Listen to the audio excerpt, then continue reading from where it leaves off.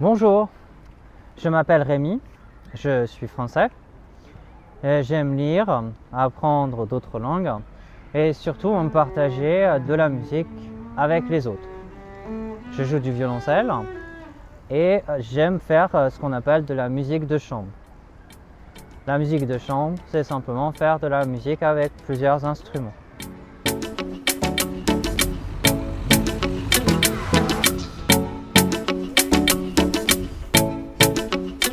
En 2018, le français a 300 millions de locuteurs dans le monde, dont 235 millions qui l'utilisent quotidiennement.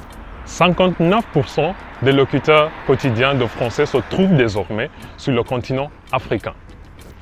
La langue française est la 5e langue la plus parlée au monde, après le chinois, l'anglais, l'espagnol et l'arabe. Elle est la 4e langue de l'Internet, après l'anglais, le chinois et l'espagnol. La langue française est la 2e langue la plus apprise au monde par plus de 50 millions de personnes. Pour en savoir en plus, rendez-vous sur le site de l'Organisation internationale de la francophonie. Je m'appelle Samson, j'ai 24 ans, je suis assistant de langue anglaise en France, ici à Saint-Quentin. Et j'ai rendu visite à Rémi pour discuter des trucs et astuces pour pratiquer le français langue étrangère quand on est débutant. Voilà l'histoire.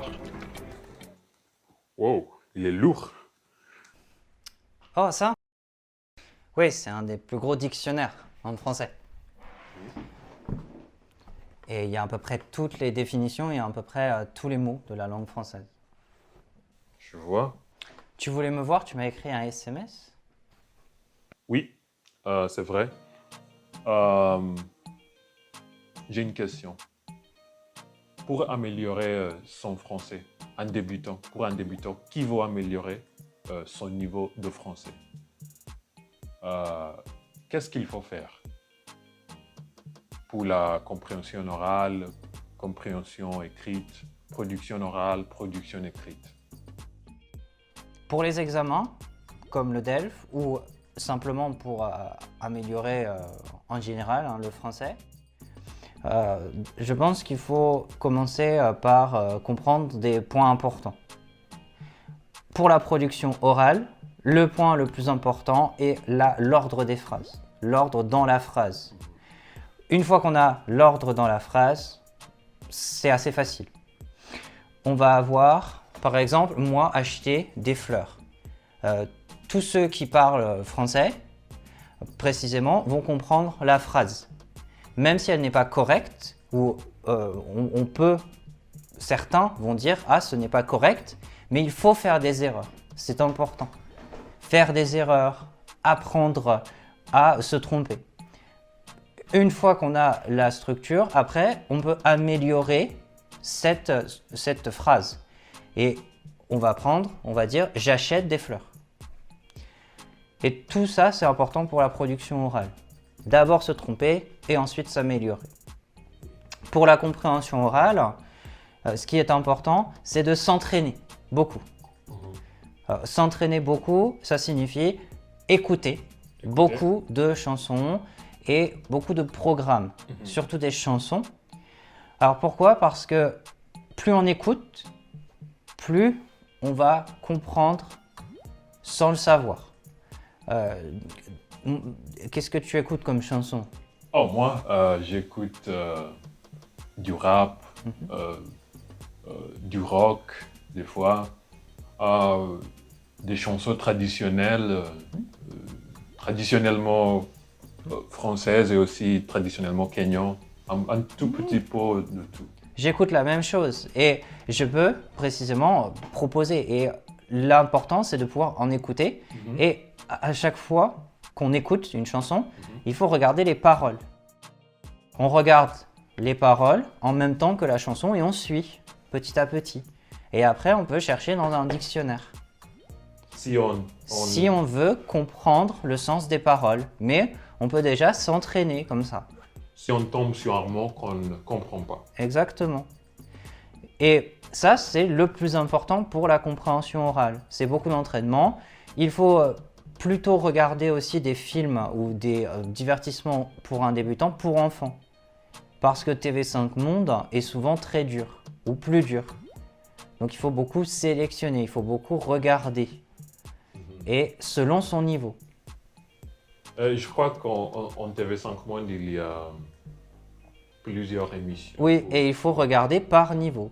Bien choisir les niveaux. Oui, oui, c'est ça.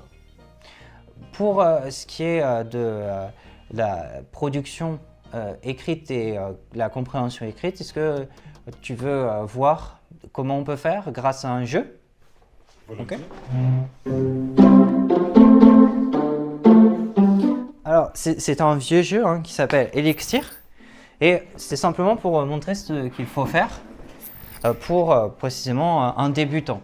Pour les adultes et pour ceux qui, on va dire, ont plus d'expérience ou ceux qui veulent apprendre tout seuls, ils peuvent lire des contes pour enfants. Parce que comme je l'ai dit dans la production orale, il y a des phrases simples, pas du tout complexes. Donc, il faut en lire. Et les contes existent dans toutes les cultures. Donc là, on va avoir des cartes. Et une carte, ça peut être très important puisque on a la fois... les contes, est-ce qu'il y a un exemple des contes français Par exemple, on a Le Petit Poucet. Le Petit Poucet. Explique un peu. Le Petit Poucet, c'est un jeune homme qui est très intelligent. Et ce jeune homme très intelligent a des frères et sœurs. Il a des frères, précisément. Il a des frères et ses parents veulent tuer leurs enfants parce qu'ils coûtent trop cher. Et ce conte-là est écrit facilement. Donc, en gros, les phrases sont très courtes, très simples. Et on voit comment le Petit Poucet arrive à sauver ses frères et sauver sa famille. Oui, c'est...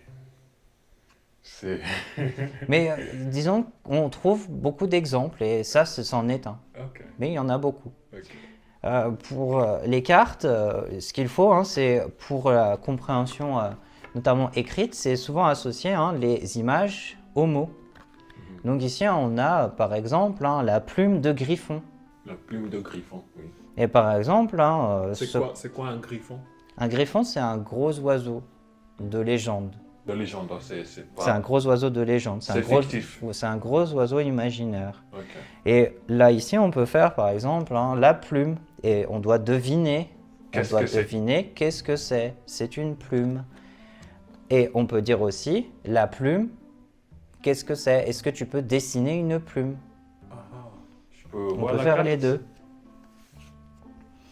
Et ça, c'est pour tout âge. Et aussi, on peut faire un exercice donc, en production écrite, pour pas seulement la compréhension, puisque précisément, on va avoir par exemple coffre-fort,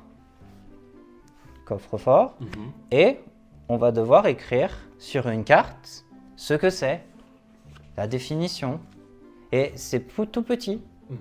Donc forcément, c'est facile. Et il faut faire des phrases courtes. Phrases courtes. Voilà. Compréhensibles. Compréhensibles. Et je pense que des cartes sont intéressantes pour expliquer facilement. Oui, c'est parce qu'il y a l'image, on voit, et puis il y a le mot qu'on associe avec. Et on peut faire beaucoup d'exercices différents avec. Waouh! C'était instructif, ça. Et si tu veux, on en reparlera au lycée quand on se reverra. Là, j'ai du travail, donc on en reparlera à ce moment-là. Ok, merci beaucoup. De rien. Et peut-être avant de partir, tu es prof de français? Oui, au lycée. Au lycée, ok. Et normalement, ici en France, les professeurs travaillent combien d'heures dans la semaine? On travaille 18 heures. 18 heures chaque semaine. Ok. Et c'est comment ta journée typique? Ma journée typique, c'est d'attendre donc les heures de cours consacrées aux élèves. Ça peut être 5 heures, ça peut être 2 heures. Mais c'est aussi beaucoup de préparation de cours, beaucoup de corrections, de copies, Et occasionnellement, on doit remplir des papiers officiels. Mais beaucoup de préparation surtout. Beaucoup de préparation. T'aimes bien? Oui. Sinon, je ne continuerai pas à le faire. Ok, je te laisse travailler. Pas de problème. Oui. Moi, je vais chercher la sortie. Tu m'accompagnes, Je s'il viens te avec plaît? toi. Oui. Merci beaucoup. De rien. Voilà. J'espère te voir bientôt. Moi aussi. Au revoir.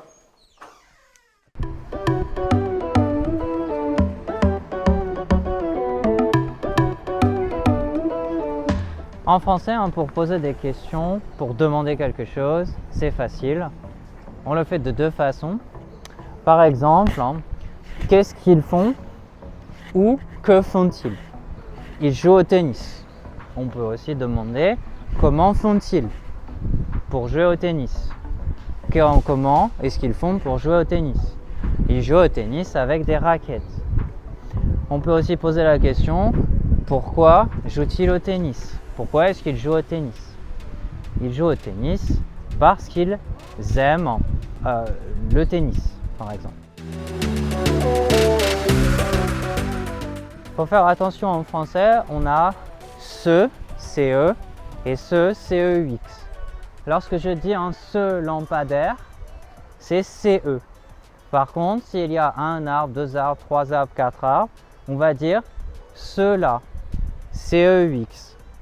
CE, c'est un déterminant et CEUX, c'est un pronom. Comme on est au kiosque, on va voir quelques expressions autour de la musique. La première, c'est jouer du violon. Alors ça signifie qu'on fait pleurer quelqu'un pour lui mentir. Par exemple, il m'a joué du violon. La deuxième, ce serait avec tambours et trompettes. Donc avec tambours et trompettes. Alors ça signifie faire quelque chose avec force et avec beaucoup de bruit. Par exemple, il est entré avec tambours et trompettes.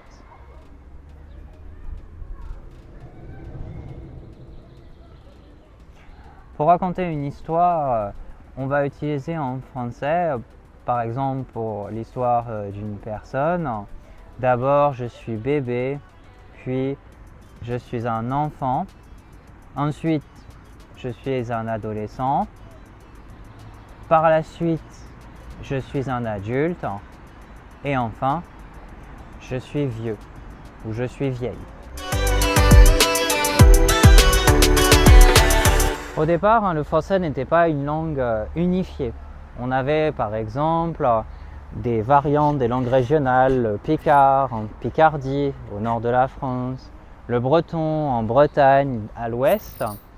À partir du XVIIe siècle, on a commencé à unifier la langue et avec des hommes comme Luc Ferry et avec l'école française pour tous, on a commencé à avoir de moins en moins de langues régionales et c'est pour ça qu'en France, il n'y a pas beaucoup de variations.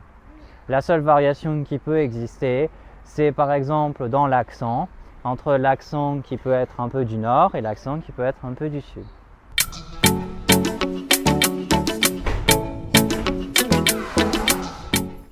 Je suis dans une rue, je marche et si on veut savoir l'adresse, on a à regarder deux choses. D'abord le numéro, donc, qui est donc, juste en haut ou en bas. Donc là on a le numéro 13.